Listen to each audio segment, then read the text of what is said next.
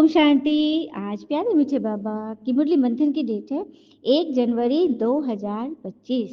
तो सबसे पहले नव वर्ष की सभी को दिल की बहुत बहुत बधाइयाँ और ढेरों शुभकामनाएं। आपका ये वर्ष एकदम आपकी उम्मीदों में खरा उतरे और आपकी हर शुभकामनाएं पूरी हो, लेकिन उसके लिए आप भगवान से जुड़े रहिए। ठीक है। तो बाबा कह रहे हैं, मीठे बच्चे, तुम ज्ञान की बरसात कर हरियाली करने वाले हो।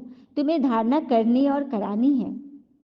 हम ज्ञान की बरसात कर हरियाली करने वाले हैं, तो हमें क्या करना होगा? धारणा करनी और करानी है। मुरली तो सुन ही रहे हैं, अब उसको जीवन में उतारे। प्रश्न, जो बादल बरसते नहीं है उन्हें कौन सा नाम देंगे? कहते नहीं, जो बरसते हैं, जो गरजते हैं वो बरसते नहीं, है ना। तो जो बादल बरसते ही नहीं है उनको कौन सा नाम देंगे? उत्तर, वह है सुस्त बादल। चुस्त वह जो बरसते हैं। अगर धारणा हो तो बरसने के बिना रह नहीं सकते। जो धारणा कर दूसरों को नहीं कराते तो समझो कि उनका पेट पीठ से लगा हुआ है। वो गरीब है तो कहाँ जाएंगे सत्युग में?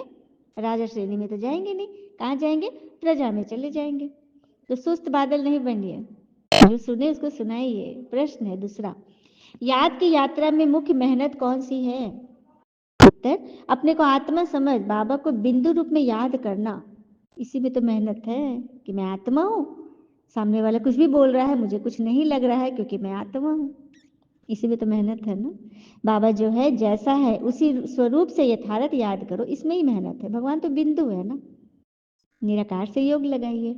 गीत है, शिव बाबा साथ है मोरे, शिव बाबा साथ है।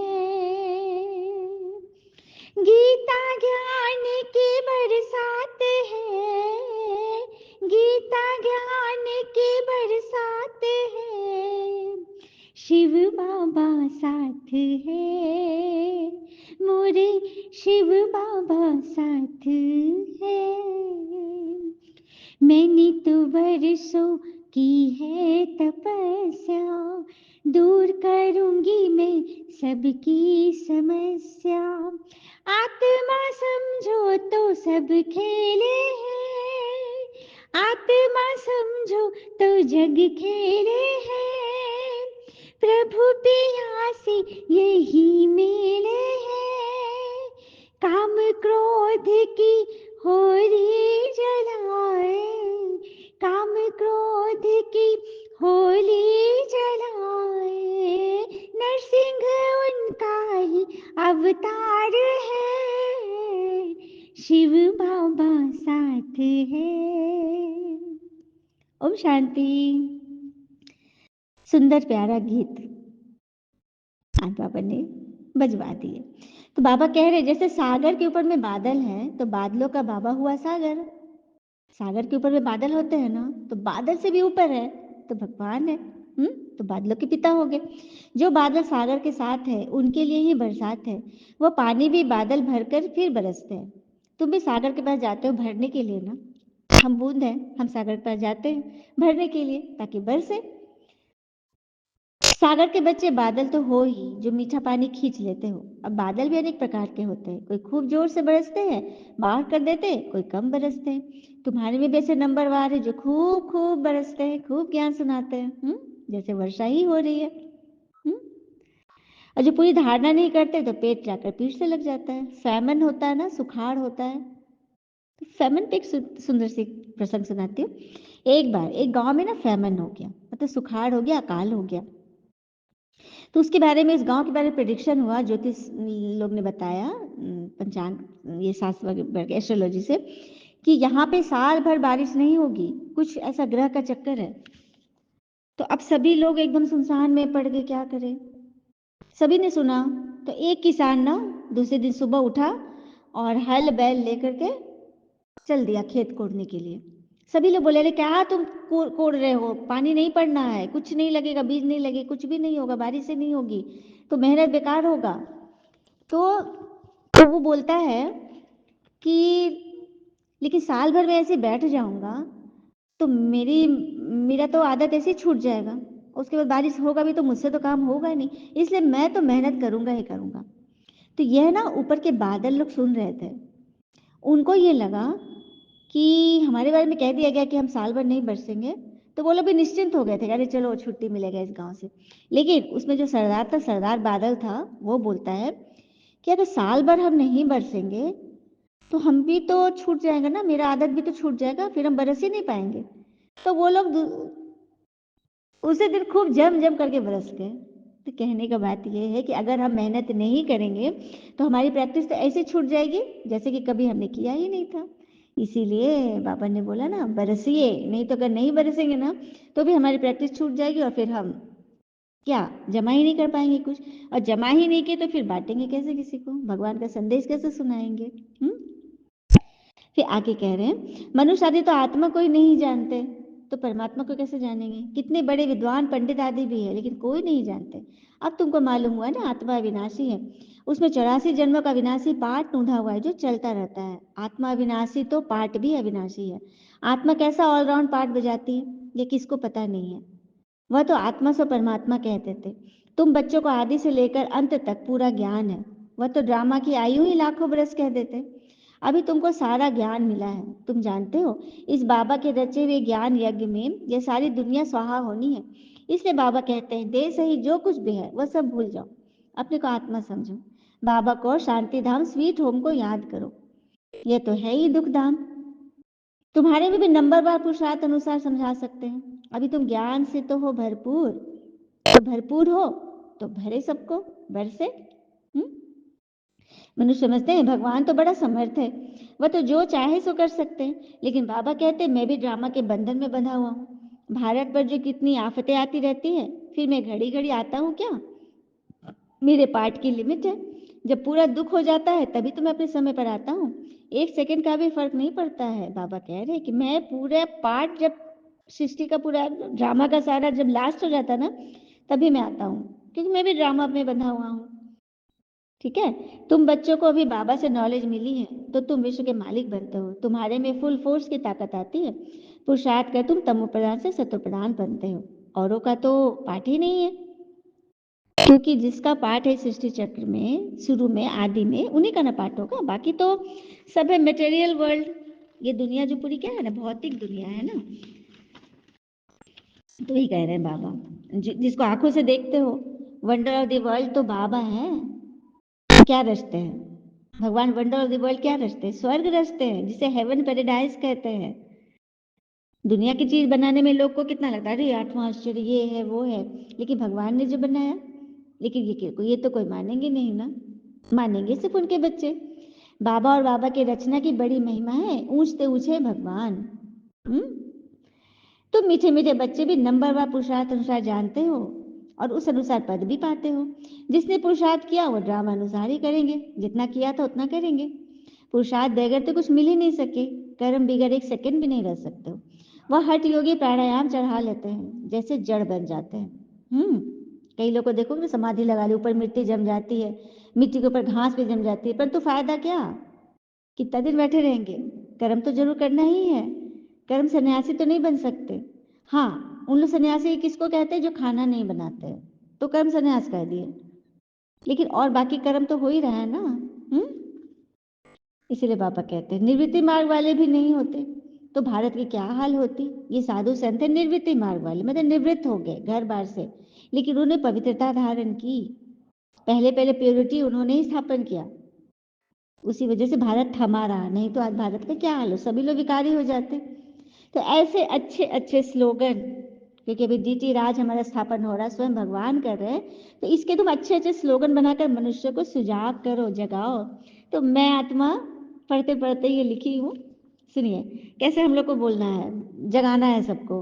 दुनिया में नारे कैसे लगाते हैं, आओ आओ भाइयों आओ बहनों को भी साथ में लाओ, आओ आओ भाइयों आओ बहनों को भी साथ में लाओ, भगवान है धरा पर आए आकर गीता ज्ञान सुनाए, जिससे ही तन मन धन से भर जाए, गुप्त रीति से है वो आए, अपने दैवी कुल के बच्चों संग ही मिलन मनाए, और उन्हें पढ़ा सिखाकर सतयुगी स्वर्ग बनवाए। सुना, आइए आइए आइए भगवान आ गए। इस तरह से स्लोगन बना बना के ना सबको सुनाना है और पूरे नगर में एकदम शोर कर देना है। फिर आगे बाबा ने कहा श्री कृष्ण को श्याम सुंदर क्यों कहते हैं ये भी तुम जानते हो। आजकल तो बहुत ही ऐसे ऐसे नाम रख देते हैं। श्री कृष्ण से कंपटीशन करते हैं कि मेरा बच्चा श्री कृष्ण जैसा, हाँ, लाल होगा, ऐसा होगा, श्री कृष्ण जैसा होगा। तुम बच्चे जानते हो पतित राजा कैसे पावन राजाओं के आगे माथा टेकते हैं। तुम तो जानते तो कुछ भी नहीं। माथा टेकते हैं ना, पर तू जानते कुछ भी नहीं। तुम बच्चे जानते हो कि आखिर माथा टेकने का रहस्य क्या है। जैसे देखिए कैसे, क्या रहस्य है। किसी ने एक के आगे माथा टेका, किसी मूर्ति के आगे माथा टेका, दूसरे ने देखा, उसने भी टेका, तीसरे ने भी देखा। तो ऐसे करते जितने लोग वहां जाएंगे सभी श्रद्धा से जो माथा टेकेंगे ना, तो उस भावना का भाड़ा भगवान देते हैं, क्योंकि वो वातावरण पवित्र हो गया। सभी लोग श्रद्धा से गए वहां उस स्थान पर। जैसे कि कोई मंदिर, मंदिर मतलब क्या, मंदिर अर्थात जिसके मन के अंदर शुभ भावना, शुभ कामना, सभी के लिए दुआएं, अच्छे संस्कार भरे पड़े हैं, वही मंदिर है। तो मंदिर कोई अलग से नहीं है, हमारा मन ही मंदिर है। मन में जो अच्छी अच्छी बातें रखो तो वही मंदिर है। तो वही बात बता ना, तो मत्था टेका किसी ने और लोगों ने फॉलो किया, धीरे धीरे वो स्थान का वायुमंडल पवित्र हो गया। तो उस कारण से भावना का भाड़ा तो कुछ ना कुछ मिल ही जाएगा ना। हाँ, तो यही बात है। फिर आगे बोल रहे कि राधे कृष्ण अथवा राम आदि को देखो, उतना खुश नहीं होते, लेकिन श्री कृष्ण के लिए शास्त्रों में हंगामे की बात लिख दी है। क्यों नहीं खुश होते राम जी और कृष्ण जी के लिए? क्योंकि कृष्ण जी के बारे में भी है कि कितना उनको कष्ट हुआ, कितना उनको तकलीफ था बचपन से लेकर आगे तक। और राम जी के बारे में भी जब देखो चित्र तो याद आता है सीता को नहीं छोड़ दिया था। हाँ, लेकिन किनको देख के हमेशा खुशी मिलती है? श्री लक्ष्मी नारायण के चित्र को देखकर, क्योंकि वो हमेशा सजे सजाए रहते हैं। और लक्ष्मी नारायण का मंदिर तो बहुत धनाढ़ लोग बनाते हैं, बहुत उसमें कीमती चीजें लगाते हैं। तो लक्ष्मी नारायण को देखो ना तो हमेशा मन खुश होता है, उनके प्रति कोई क्वेश्चन नहीं उठते। आई बात समझ में?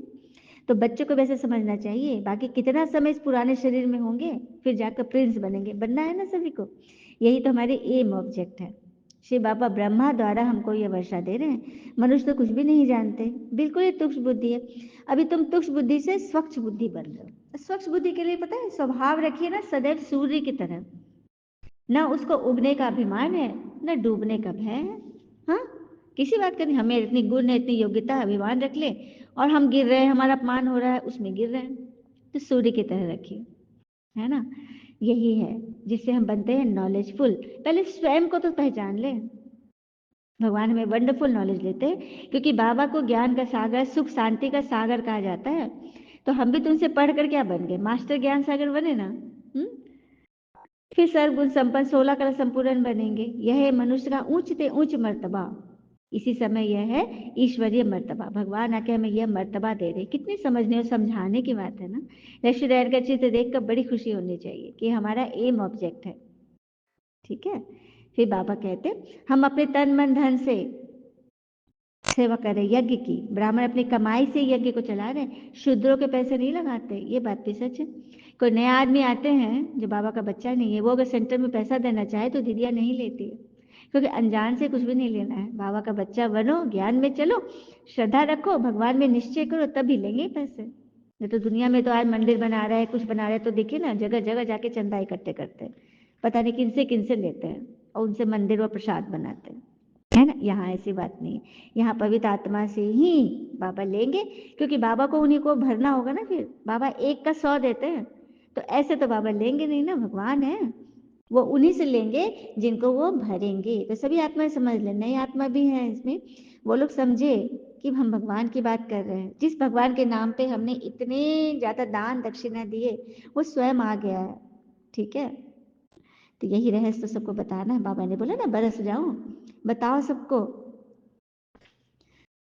और फिर नहीं तो फिर गरीबी हो जाओ, गरीबी रहोगे। पेट पीट से लगा हो तो प्रजा में ही चले जाओगे। फिर बाबा कहते हैं तुम्हारे पास पॉइंट्स है, टॉपिक्स है, जिस पर तुम्हें समझाना है। कोई पॉइंट किसको फायदा कर देती, कोई किसको किसको, किसी पॉइंट का किसको तीर लग जाता है। तो पॉइंट तो ढेर के ढेर है ना, मुरली में तो इतनी सारी बातें हैं, लेकिन कौन सा पॉइंट किसको टच हो गया, ये तो आत्माओं पर है ना। अविनाशी सर्जन एक ही बार आकर मन मन अभाव का इंजेक्शन लगाते हैं। कितना सहज है। चित्र को पॉकेट में रख दो सदैव, बाबा नारायण का पुजारी था तो लक्ष्मी का चित्र निकाल देते थे। कौन सा चित्र? जिसमें वो पैर दबा रही है, वो चित्र ब्रह्मा बाबा ने हटा दिया था। ठीक है, उनको अच्छा नहीं लगता था कि लक्ष्मी नारी क्या किसी के पाँव दबाने के लिए? हाँ, कुछ दर्द है, कुछ है तो कोई बात है, लेकिन ऐसा थोड़ी कि चित्र ही बना दो ताकि दुनिया में दिखा दो, है ना? ये सब तो गोपनीय चित्र, गोपनीय बात होती है ना कि चलिए शरीर दुखा है तो चलो पैर दबा दिए, है ना? ये जगत में शोर तो नहीं करना है ना। और यज्ञ में पवित्र ब्राह्मण चाहिए, है बड़ा भारी यज्ञ सारे विश्व में प्योरिटी लाने का। वो ब्राह्मण भी भर ब्रह्मा की औलाद कहलाते हैं, परंतु वह तो है कुख वंशावली।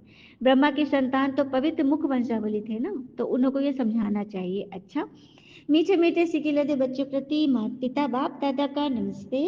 हम बच्चों की भी प्यारे बाबा को नमस्ते नमस्ते। धारणा के लिए मुख्य सार, पहले पॉइंट, स्वच्छ बुद्धि बन, वंडरफुल ज्ञान को धारण कर, पिता समान मास्टर ज्ञान सागर बनना है। नॉलेज से सर्वगुण स्वयं में धारण करने हैं। स्वच्छ बुद्धि बन, वंडरफुल ज्ञान को धारण कर, पिता समान मास्टर ज्ञान सागर बनना है। नॉलेज से सर्वगुण संपन्न बनने हैं और बनाने हैं। दूसरी पर, जैसे बाबा ने तन मन धन सर्विस में लगाया, सरेंडर हुए, ऐसे पिता समान अपना सब कुछ ईश्वरीय सेवा में सफल करना है। सदा रिफ्रेश रहने के लिए एम ऑब्जेक्ट का चित्र साथ में रखना है। वरदान है, एक रस स्थिति द्वारा सदा एक बाबा को फॉलो करने वाले प्रसन्न चित्त भव। एक रस स्थिति द्वारा सदा एक बाबा को फॉलो करने वाले प्रसन्न चित्त भव। आप बच्चों के लिए ब्रह्मा पिता की जीवन एक्यूरेट कंप्यूटर है। जैसे आजकल कंप्यूटर द्वारा हर एक प्रश्न का उत्तर पूछते हैं, ऐसे मन में जब भी कोई प्रश्न उठता है तो क्या क्यों कैसे के बजाय ब्रह्मा बाबा के जीवन रूपी कंप्यूटर से देखो, क्या और कैसे का क्वेश्चन ऐसे में बदल जाएगा। तो एक स्थिति द्वारा सदा एक ब्रह्मा बाबा को फॉलो करने वाले प्रसन्न चित्त बनते। तो ब्रह्मा पिता का जीवन चरित्र जाने, उनके जीवन रूपी कंप्यूटर को देखें कि उन्होंने कैसे क्या क्यों के क्वेश्चन को कैसे बदल दिया। प्रश्नचित के बजाय प्रसन्नचित बन गए। प्रसन्नचित आत्माएं एक स्थिति में सदा ही खुश रहती है और खुश रखती है। स्लोगन, आत्मिक शक्ति के आधार पर सदा स्वस्थ रहने का अनुभव करो। आत्मिक शक्ति के आधार पर सदा स्वस्थ रहने का अनुभव करो और कराओ। 1 जनवरी से अव्यक्त मास शुरू होता है, उसके लिए कुछ पॉइंट दे रहे हैं कि आप शांति दूत के बच्चे कहाँ भी रहते चलते फिरते सदा अपने शांति दूत समझ के चलो अपने को, जो स्वयं शांत स्वरूप है, शक्तिशाली स्वरूप में स्थित होंगे, वह दूसरों को भी शांति और शक्ति की सकाश देते रहेंगे। अच्छा, ओम शांति। शुक्रिया बाबा, शुक्रिया।